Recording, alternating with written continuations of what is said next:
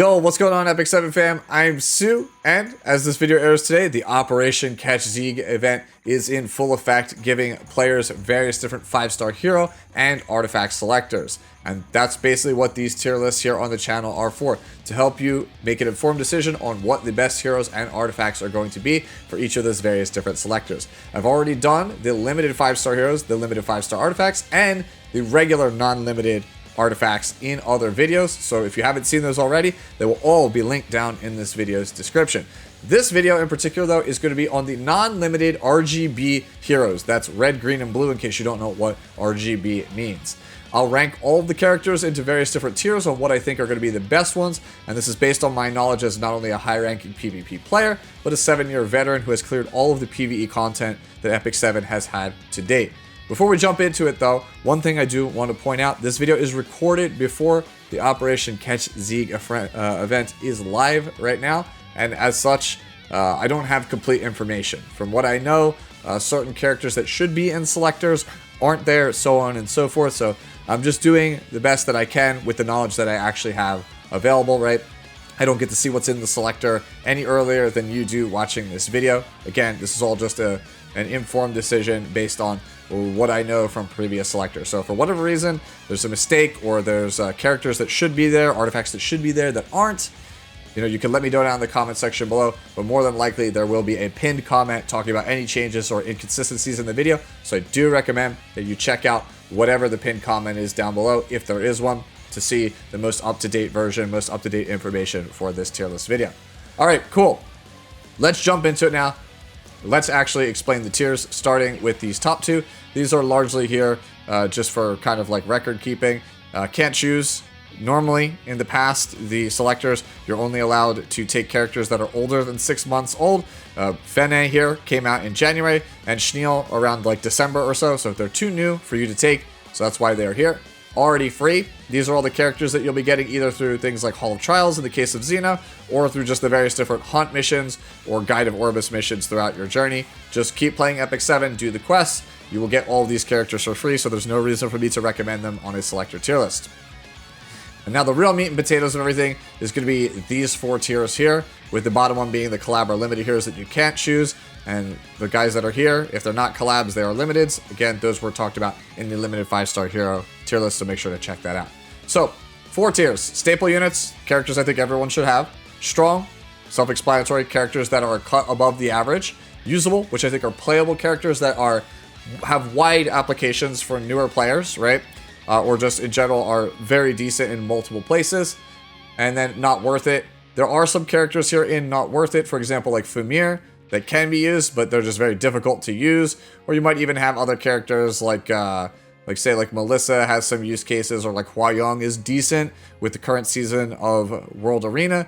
But these are things that are generally not super applicable to early game or mid game players, largely for veterans. And if you're a veteran, there's a pretty good chance, if you're watching this tier list video, you already know what character you want to take. So me putting like Hua-Young here up a tier doesn't actually help anybody. It kind of just, if anything, confuses newer players. So that's why maybe your favorite character isn't not worth it, that you think should be a bit higher on this tier list.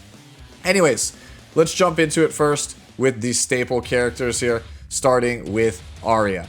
Aria is one of the few characters on this list that scales incredibly well if you are a new player. She scales from a new player all the way into the super late game. She's excellent early for things like Adventure, Wyvern Hunt, and even early Abyss floors.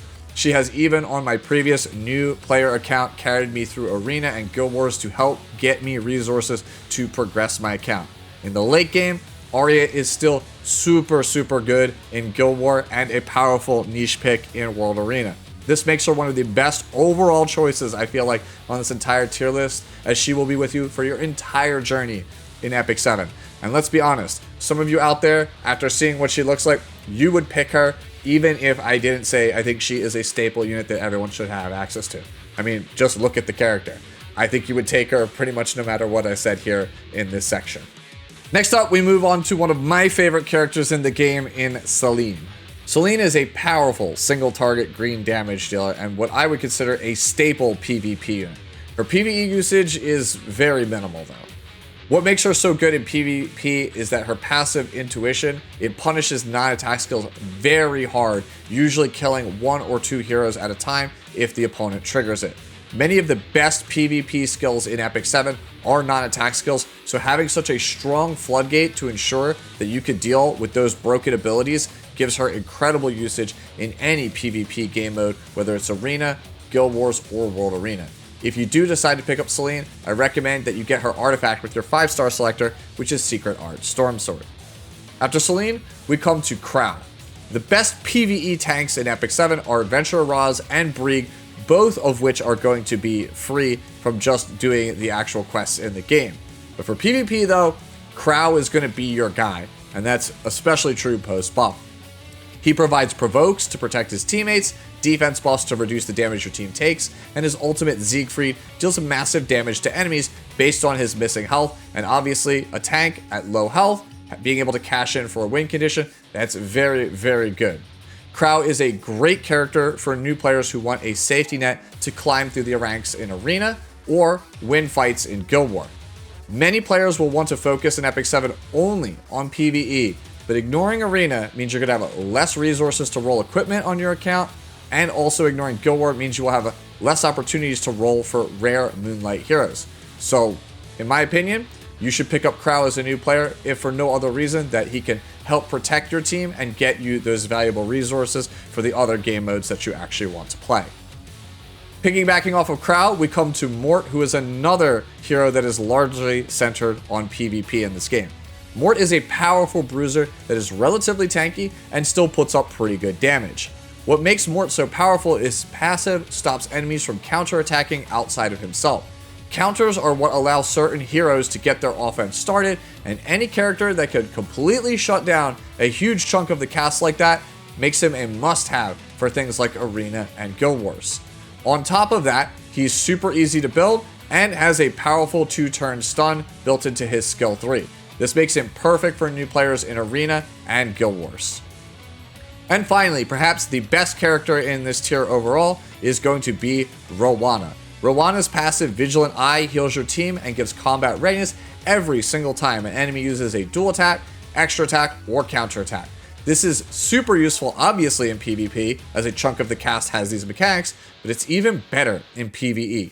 Many hard bosses in the game use AoE counterattacks, which makes Roana a staple in defeating them, because whenever they counter, it will proc her passive and give you nearly infinite health, which will make it trivially easy to defeat that boss and pick up the rewards. There's not a single player, whether you're new or a late game veteran, that doesn't need Roana on their account.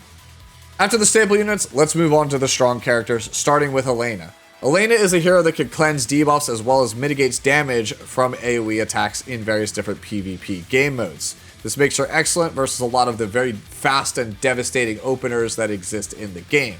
She's just really potent versus a lot of strong heroes in the game, and she's also super easy to build, which is why I would recommend her as a character to pick up for any aspiring PvP player that is looking for counters to AoE attacks.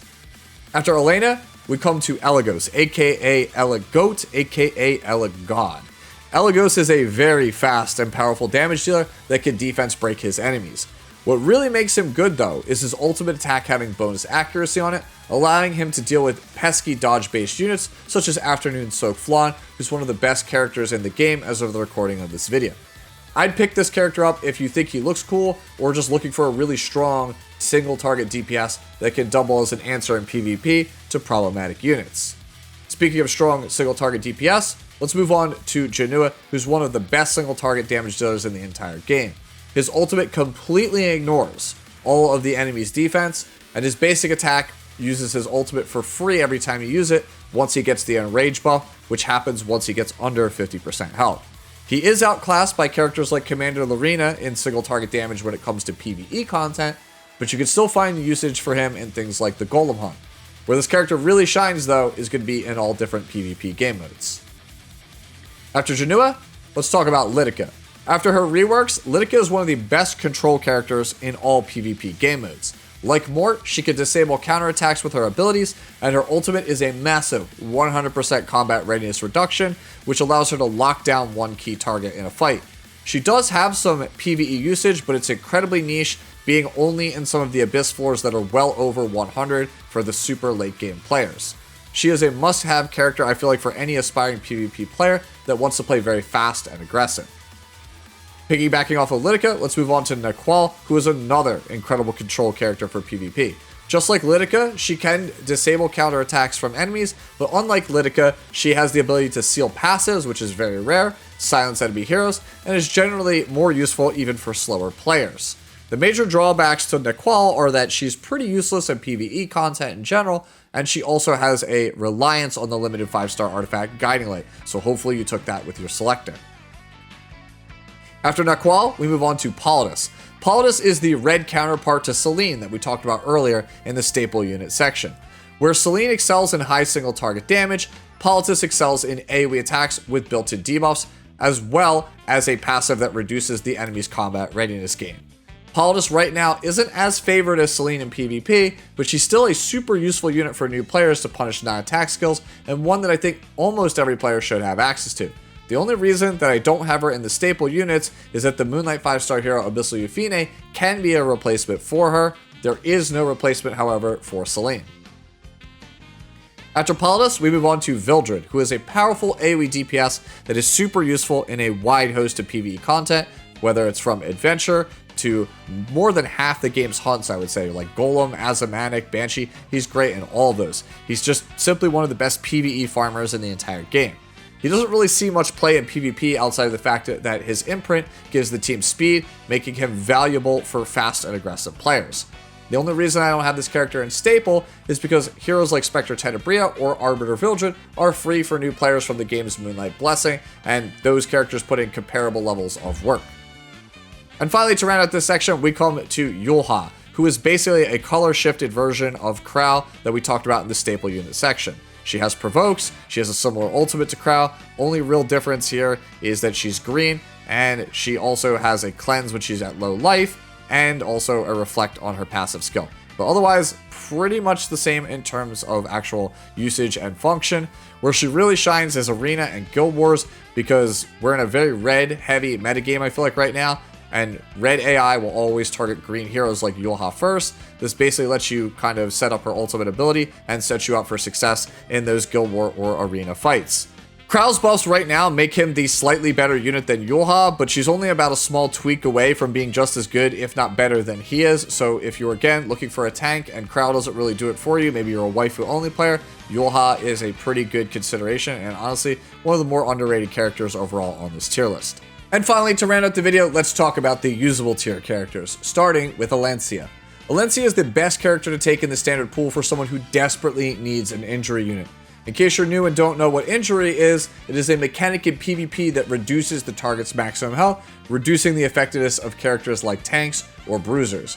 Most injury units in the game are Moonlight 5-star heroes that are very rare, or limited or collab heroes, so Alencia is going to be as good as it gets for you if you want a tank buster out of these standard pool characters.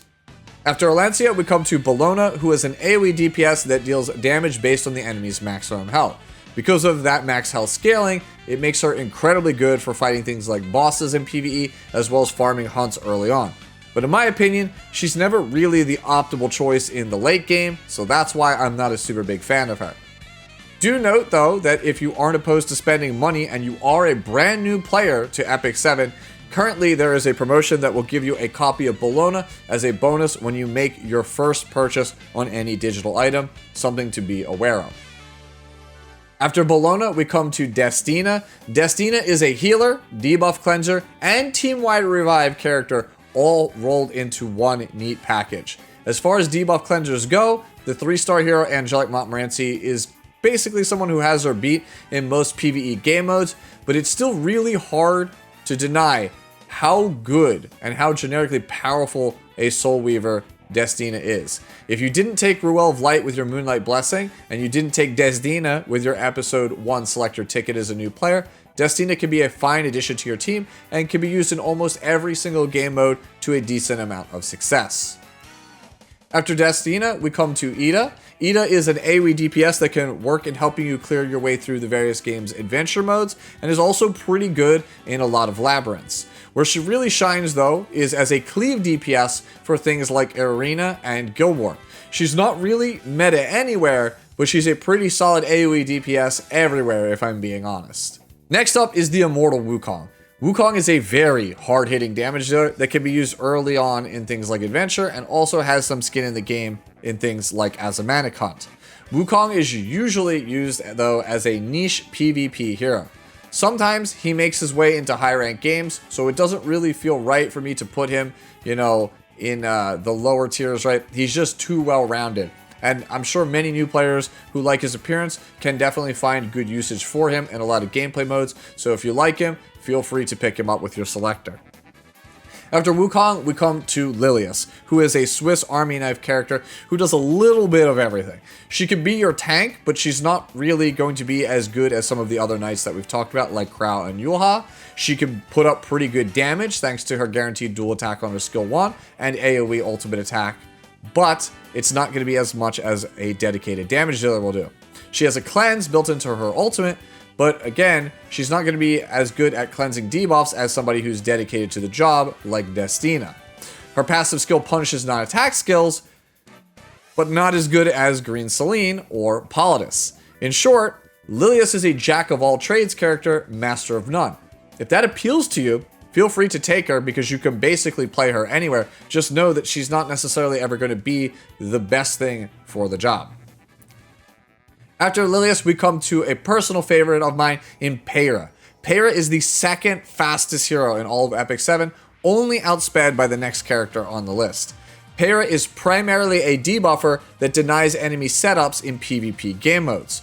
What makes Peira a really interesting character though is her ultimate Pack Hunt, which gives an attack buff to your entire team, making her function kind of like a support on top of being a debuffer. Pack Hunt also gives the escort buff, which actually temporarily turns her into your main tank. So therefore, you have a character that is a debuffer, a support, and a tank, and is also the second fastest character in the game, all rolled into one. I've used Peira on new player accounts in the past to great effect because she's just a generically useful role player in a lot of gameplay modes. Like Aria, I suspect many people watching this video will want to take Peira for her appearance, and if you want to choose her, don't let me stop you. Again, she's not super meta in PvP right now, but with a well-rounded kit like this, you can definitely find a lot of usage out of her. After Peira, we come to Ran, who is the fastest hero currently in Epic 7, and formerly one of the best PvP heroes in the entire game. The current PvP meta doesn't really favor Ran as much, but it's hard to deny that he doesn't still have some fight left in him. His kit simply just does too much, being one of the only 2-turn immunity granters in the game, and the fastest one at that. His skill 3 strips all buffs from the enemy team, defense breaks the entire enemy team, which increases your team's overall damage, and he also puts out some good damage himself to boot. I personally use him on my main account as someone to farm Labyrinth content. If his appearance appeals to you, consider taking him, just realize that he's very hard to gear properly for new players. After Rand, we come to Ravi, who is a very easy to play and easy to build bruiser that puts up solid DPS numbers. For a new player, Ravi can easily carry you through all of the game's adventure content, and she can also solo farm some of those levels to help you level up your other characters. Her primary home is in PvP as a counterpick to slower teams, especially those ones that are primarily used with green-based characters. After Ravi, we come to Cez, who is a cleave character through and through. If you don't know what cleave is, it's an aggressive playstyle in PvP that tries to wipe the enemy team out instantly before they take a single turn. His ultimate is a single target attack that, if it kills an enemy, deals a massive AoE damage to all remaining teammates. His passive also allows him to do bonus AoE damage whenever an enemy goes super low on health. Cez is a character you take if you're interested in PvP and you really value that glass cannon aggressive playstyle. And finally, the last character to take here in this usable tier is going to be Tenebria. Tenebria is a control mage that honestly is pretty bad in PvP. But for PvE, she's actually pretty incredible. She has a slew of AoE debuffs such as Slow, Sleep, Restrict, and Defense Break. Slap her on the artifact Abyssal Crown, and she can trivialize a huge portion of Adventure and Abyss, which is the hardest PvE content currently in the game. What really makes Tenebria worth the choice for your selector is, unlike many other characters on this list, you cannot choose Tenebria outside of a selector. If you don't choose her here, you just have to get lucky and pull her on some other random summon from, like, say, the Covenant summon, for example, or Elemental summons. While her overall use is very limited in the late game for many players, as a new player, if you're looking to have an easy time clearing a lot of PvE content, Tenebria is absolutely worth the consideration. And those are going to be my thoughts on the RGB 5 stars currently with the Epic 7 Origin patch. Hopefully, with all this information, you can go forth and choose a character that you find enjoyable. At the end of the day, Epic 7 is a game played for fun, so choose the character that most interests you. Don't necessarily take what I say as the end-all, be-all. You don't have to take a character if I put them in, like, usable or not worth it. If they interest you, feel free to take them. If you have any more questions, feel free, as always, to ask them down in the comments section below, or hit me up on Discord. And as always, enjoy the rest of your day, the rest of your week, and I'll catch you in the next one. Later now.